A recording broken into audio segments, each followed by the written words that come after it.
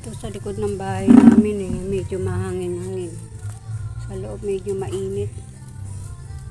Itong likod namin guys, pang samantala lang semento yan. Kasi pag nagpabakod dito sa subdivision namin, magbabayad ka ng 15,000 bago ka magpabakod. Kasi siyempre lalagyan mo ng bakal yan, ng mga sahig niyan. Kaya sa April magpapabakod kami, pero magbabayad muna ako ng 15,000. Pansamantala lang yung sahig niya, no? Para lang meron lang makawiwila yung mga aso na hindi na kailangan lumabas. Makailang mga aso magpupo. Ay tinan nyo, may lona. Para pag tag-ulan, hindi nababasa yung mga aso magwiwi rito. Yan. Ginawa muna namin ang paraan para hindi kami nababasa dahil nandito yung lutuan ko guys Ayan o. Ito yung kalano. Alibabo. Washing. Para hindi lang ako mabasa pag ano rito. Ito yung likuran ng bahay namin. Ito yung sala o. May pintuan din doon. Yan. Nagawa-gawa muna ng kanal para dito sa lona. Para hindi lang mabasa at hindi ano ba tawag niyan, hindi kami mabasa ng mga aso pag lalabas. Ayan sala aso ko kasi 3 ang umiihi mga aso sa maghapon. Ilang beses sila umiihi.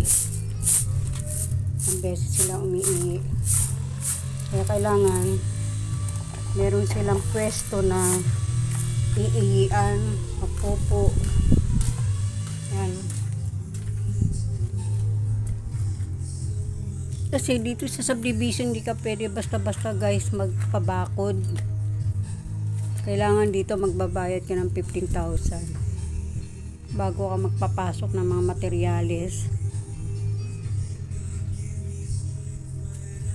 Kasi siyempre magpapabakod ka, hollow block yan. Magpapabakal ka ng sahig. Kaya kailangan dito may bayad ng magpasok ng materyales. Ito naman mahangin dito sa likod guys. Ito mahangin. Maganda naman, ayos ang bahay. Kaya lang siyempre kahit may kisame ka naman, hindi pa na nakakabit yung aming aircon. Kaya mainit sa loob pag ganitong oras. Mainit sa loob guys kapag mga alas 2 na, alas 2:30. Ito, ginawa mo na ng asawa ko yung sahig niyan para yung mga aso. Kasi nung wala tong sahig nito, nilalabas namin diyan sa labas. Nilalabas namin mga aso para magwiwi, magpupo. Pag walang ulan, ganyan. Eh sabi ko sa asawa ko, magsemento muna rito pang samantala sa likod para makawiwi, makapupo yung mga aso. Yung dalawa pumasok na, iniwan ako dito. Makawiwi, makapupo sila para hindi na ako yung obligado ilabas sila ng magang-maga at hapon. Kasi nung bago kami rito guys, nilalabas ko sila ng alas 6 ng umaga hanggang alas 7 pag walang ulan.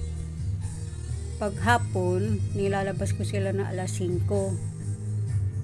Sabi ko sa asawa ko nakakapagod naman yung magiging papel ko sa mga aso kapag lalo na pag umuulan. Dito kahit umulan yan, dito lang sila magpupo, magwiwi. Nakakabawas sa sa gawain ko sa araw-araw, na hindi na sila ilalabas doon sa kalsada doon. Dito pwede na sila magwiwi, magpupo.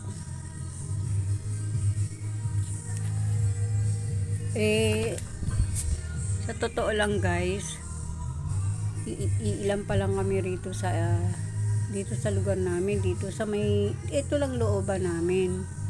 Hindi naman looban to guys ano to, lahat ng bahay ng mga subdivision dito may kalye.